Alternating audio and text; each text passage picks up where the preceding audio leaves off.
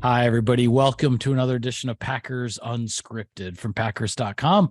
I am Mike Spofford, joined as always by my trusted colleague, Weston Hodkowitz. We're coming to you from different locations here at Lambeau Field. And Wes, the last show that we did, there was only one training camp practice in the books. There are now 5 training camp practices done and over with, including the first one in pads, albeit only shoulder pads. The full pads will go on for Tuesday's practice. But the initial impressions, what everybody's asking us about, Wes, is okay. So how's Jordan Love looking? How do things look? So your early impressions through 5 practices of Jordan Love as QB1. I thought he stacked days on Saturday and on Monday. I thought Saturday was one of his better practices. I mean, there's some folks out there that were wondering if it was his best practice. I'm guessing those folks weren't there in 2021 during the mini camp or whatever that was on June 9th, where I thought looked like we were looking at Joe Montana for a couple seconds with some of the throws he made. But the fact of the matter is, I think you're seeing a young guy grow with confidence and his ability to deliver the football. What was interesting about Monday's practice, though, Mike, and I'm currently in the middle at the time that we're taping this, in the middle of writing our 5 things story, was some of the canned plays and some of the audibles that he made, the pre-snap adjustments in that team period against the defense. And one of them, one of the biggest plays of camp, actually came off of a canned play. And that was this man beater that they ran to Christian Watson, kind of sensing they were getting man defense from the Packers unit. Christian Watson ended up singled up against Innis Gaines, and Innis is a fine player, but with no safety help over the top and a guy with 4.37 speed, I mean, the rest of the equation kind of solves itself. And certainly Jordan Love put the ball exactly where it needed to be. I think you've seen both Love and Watson really grow in their chemistry and relationship this offseason, and just the way in which he's kind of managing the line of scrimmage. Another play that I'm kind of isolating was the RPO that he ran on that quick inside slant to Watson during a period actually before that play, when he was matched up against Jair Alexander, and he found something he liked. He made the check, and then Watson was on the same page. It's one thing to throw a ball. It's one thing to run the scheme and the play call as it's called in. It's another thing to be able to start to manipulate and take advantage of what the defense is giving you. And I felt like Monday particular, Love showed a lot of those signs. Yeah, the first couple of practices, as I mentioned on our last show, you always expect the defense to be ahead in the early going. And I think that showed the offense, Jordan Love, trying to get their footing a little bit.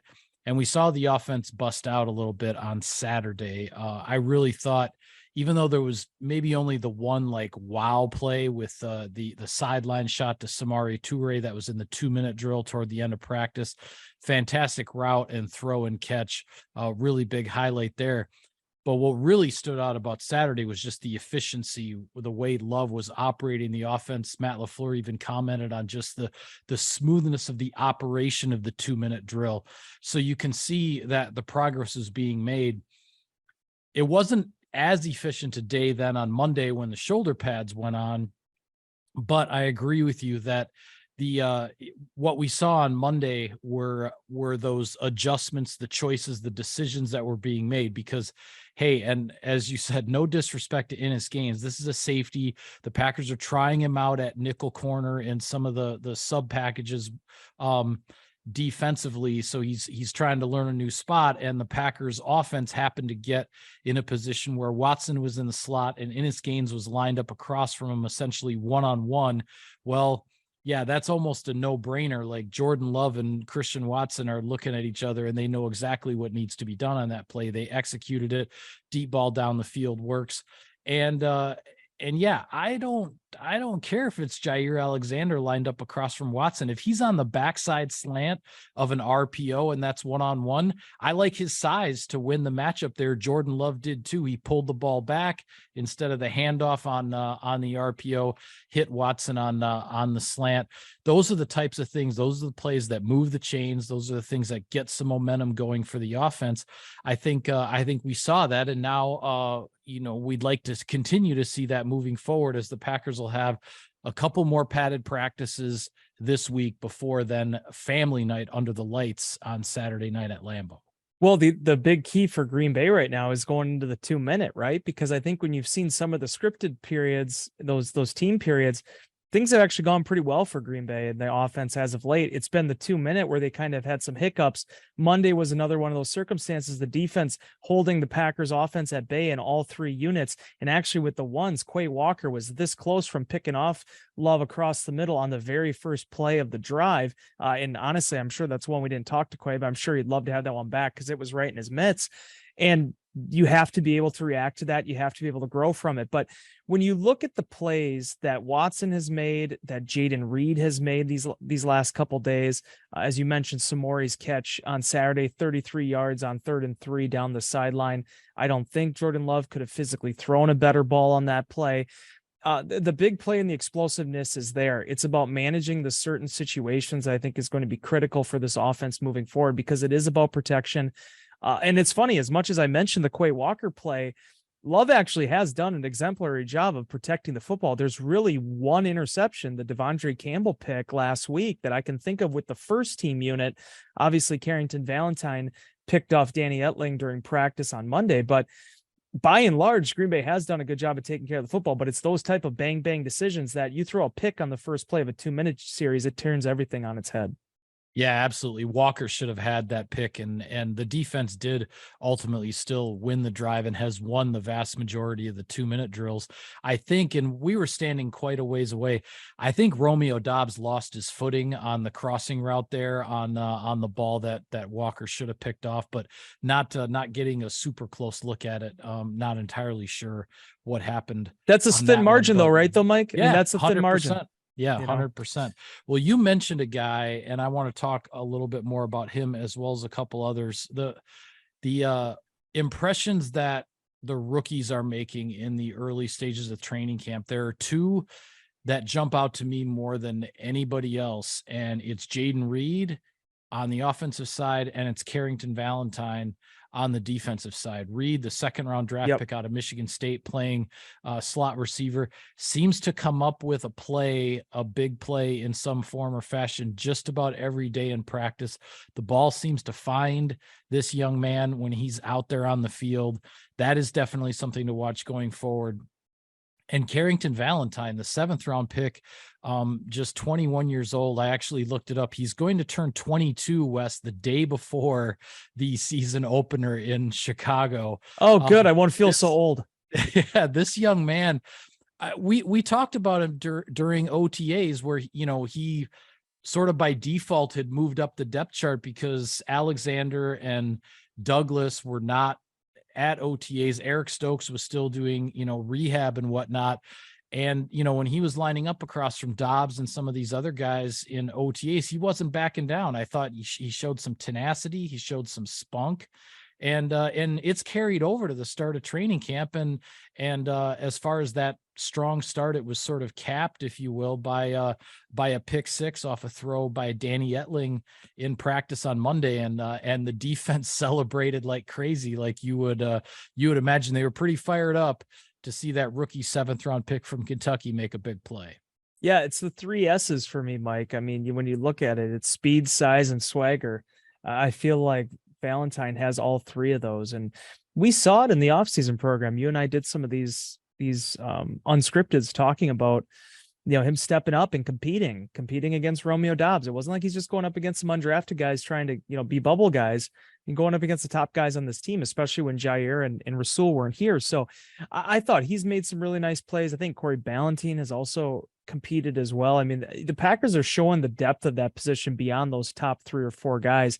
And certainly Valentine, a guy, again, that I think everybody had a certain level of expectation for coming to Green Bay, just given how much praise, Mel Kiper had thrown at him. A lot of these things we'd heard about his upside relative to, just having a pick, I think maybe at Kentucky, maybe didn't have the jaw dropping numbers that people want from elite prospects. But I've really enjoyed what I've seen from him. And if I may, just quickly with Jayden Reed, we've talked so much about the explosivity of his game, Mike, but I think what has impressed me the most through the first week of training camp is his smarts.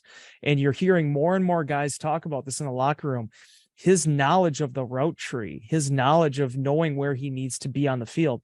That's kind of the intangible for a young receiver coming in and playing right off the bat. You can have all the speed in the world and athleticism in the world, But if you don't understand how you fit into the construct of the offense, it's going to be a long year for you. And I think the more and more we watch Reed and the ways that Green Bay could potentially use him, the more excited you get about where he could potentially fit in Matt LaFleur's scheme.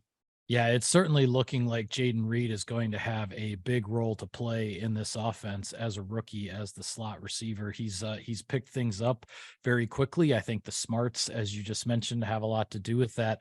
And there was a great one-on-one rep to Monday in practice was the first day of the one-on-ones, because it was the first day that the pads were on. I know you were watching the O-line and D-line. I was watching the pass catchers against the DBs, and there was a great one-on-one rep between Reed and Valentine, these two guys that we're talking about, two rookies from this draft class. And kind of a seam route down down the hash, and Valentine is running right with Reed. He's right there, and Ettling's throw a little bit underthrown, but the ball was on him.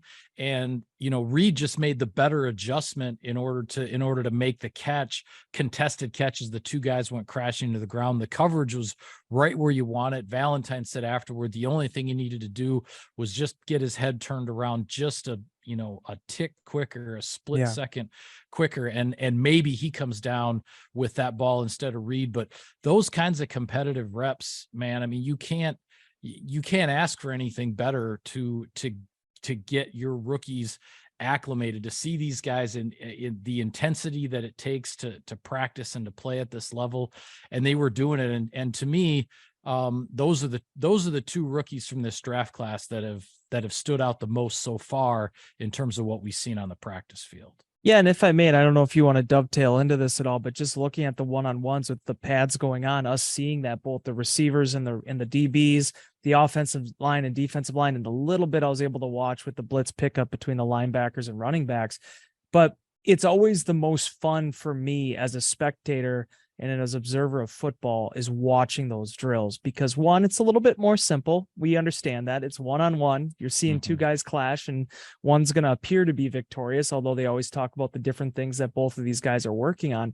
But two, it starts to give you an idea of what these offensive linemen and defensive linemen are going to look like in pads. And I personally came away very impressed with Zach Tom. He took the first two reps at right tackle going up against Lucas Van Ness, and Van Ness tried a spin move on him and then tried to bull rush him.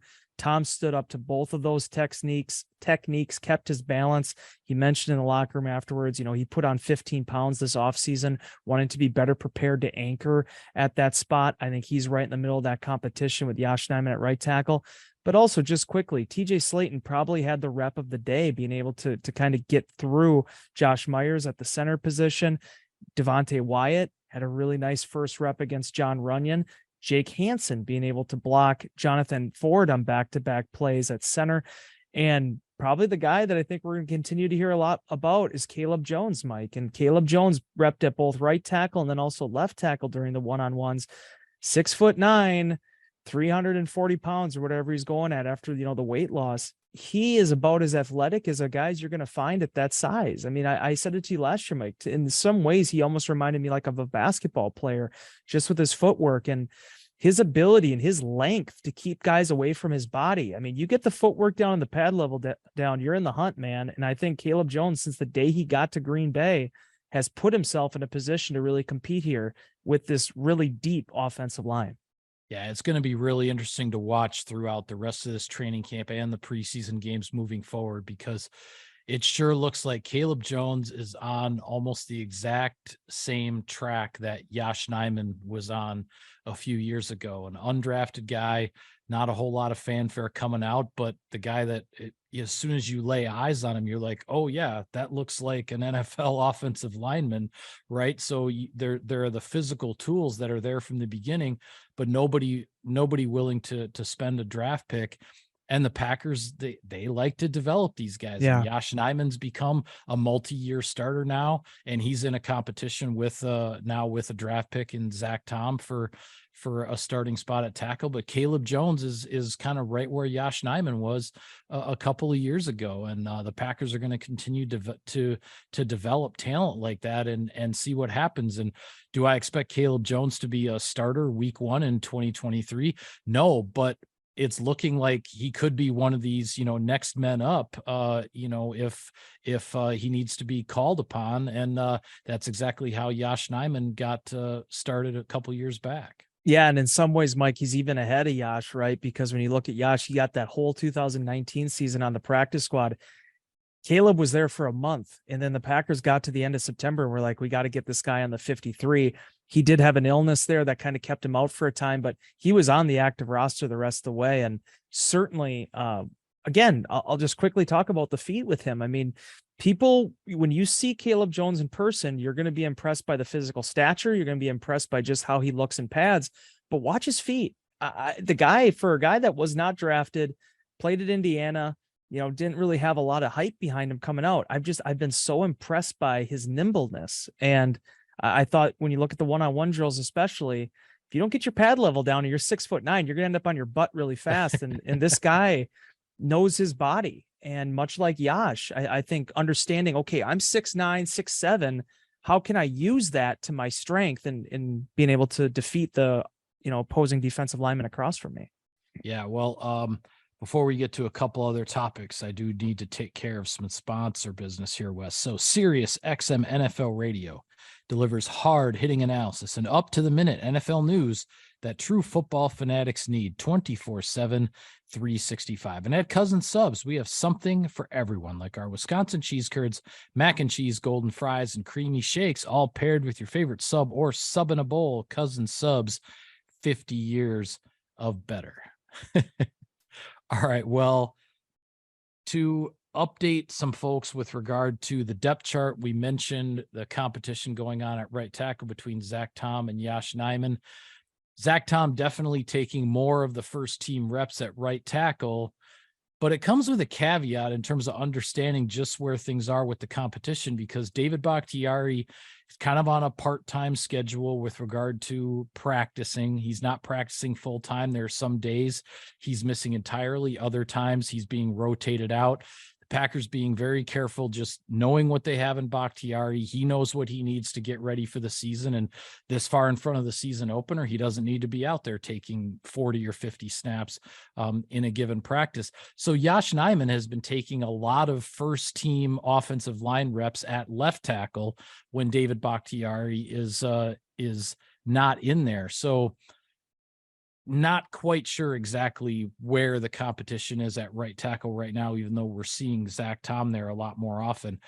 At safety on the defensive side, Rudy Ford definitely has taken the majority of the first team reps alongside Darnell Savage. We have seen other guys rotate in at different times, but Rudy Ford, at least through this first week of training camp, remains the guy.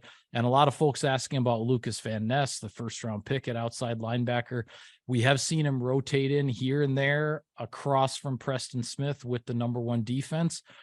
But I would say the majority of the snaps with the number one defense, Justin Hollins, has been that edge rusher opposite Preston Smith. Would you agree with that analysis? Yeah, what they've been doing here is in the 2-minute, they've been giving Lucas Van Ness some opportunities to get involved there. And if you think about it, it makes a lot of sense. I mean, especially once Rashawn Gary's back, you can think of how you can play with those guys. Whew, fruit fly.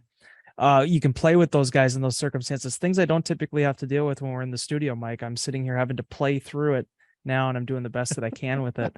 But go back to 2019, right? That's how Rashawn Gary got introduced to this defense, was being in there in those passing down situations. You're right about Justin Hollins. He actually was in kind of a pretty even rotation as far as who was the starter with Kingsley Enagbare through the first few practices. But Hollins has a lot of that, experience and things to fall back on, where I think Enagbare probably ended up playing a little bit above expectations last year as a 5th round pick, and definitely during the second half of the year when they didn't have Rashawn Gary. It's a full room right now. And I think we saw that last week with Jonathan Garvin's release. I mean, they have some guys that I think they're pretty dedicated to, including, now Cox coming in as an undrafted free agent could potentially factor into that as well. And, also just quickly looking at, the safety situation, where that gets so interesting to me is Rudy Ford is still that number one option, but, he's also still working at flyer on special teams. All these guys have that, duality to their game that they can also factor into special teams. Ennis Gaines is playing the slot, but he's also a jammer, right? I mean, like, it's going to be about who prevails in both of those avenues in terms of who makes this roster. But certainly you're still looking at who's going to be the best fit back there for Darnell Savage. And to this point, it remains Jonathan Rudy Ford. Yeah. You mentioned special teams. One last thing before we go. We've seen 2 kicking periods, field goal kicking periods in practice thus far. Anders Carlson, the rookie 6th round pick out of Auburn, he went 5 out of 6 from between 40 and 45 yards in the first one. Then had a rough day on Saturday. He was 1 out of 6 on actually longer kicks. I want to say it was all from, mid to late 45 and 40s beyond. or mid to late 40s, 45 and beyond. And a couple of those were 50 plus, and he was kicking into the wind. A rough outing. He was only 1 out of 6. Then he did finish with making the field goal to end, a chip shot field goal to end the 2-minute drill for the offense. So 2 for 7 all together. And hey, it wasn't a pretty kicking period on Saturday for Carlson, but I said this in Insider Inbox. What matters now is not the fact that happened. What matters now is what happens next. How does he bounce back from this? How does he put that behind him? What does he do going forward as the lights are going to continue to get brighter? Because not only will, his next kicking period, everybody will be watching because of what happened on Saturday when he, got into a little bit of a rut, but then, family night, the lights are going to go on. Yep. Then you have the preseason games and everything. There's going to be this progression. And this is a young man, he kicked in SEC stadiums in front of 90, 100,000 people and whatnot, but still, this is the NFL. He's trying to win a job. He's trying to, prevent the Packers from needing to bring in any other kickers. And a lot of eyes are going to be on him here moving forward. Yeah, no doubt about it. And the beautiful thing about this, especially the time in which we're taping this, is by the time this actually runs, or you might see it out there in Packers universe land, he might have went 6 for 6, because it sounds like he will be kicking again on Tuesday before we tape this. But it's going to be the ebbs and flows of camp. And as disappointing as I'm sure that was for Anders and everybody, getting on a little bit of that skid on Saturday, it's about how you do respond to it. And it is about making sure that it doesn't compound. You want to build, you don't want to take away. So that's going to be the major key for him. Pat O'Donnell, the long snappers, that whole operation is still moving forward and making progress. And the kid has an incredible leg. We saw it throughout the offseason program. Didn't seem like he was striking the ball the same way he was in Monday's or Saturday's practice. But keep in mind, again, the wind was kind of he was going right up into it. So those are the adjustments you have to make, though, Mike. We talked about it for years with Mason Crosby, especially after the south end zone expansion. Yeah. It is not easy to kick in Lambeau Field. It is a real difficult puzzle to solve sometimes. And, for a guy like Carlson, who I thought struck the ball really well through the offseason program, there are going to be days when they just don't go in, and seeing how the young man bounces back from that and what he takes away from experiences like that are going to be so telling as far as what his future looks like and what the rest of the summer outlook is going to be for the Packers. Yeah, absolutely. Well, we will be back with another show later this week to talk about more observations and musings about practice. But for now, we'll call it a wrap on this edition of Packers Unscripted. Be sure to follow all of our coverage of the team, of training camp, everything going on. We've got a ton of content for you on Packers.com. For Wes, I am Mike. Thank you for tuning in, everybody. We will see you next time.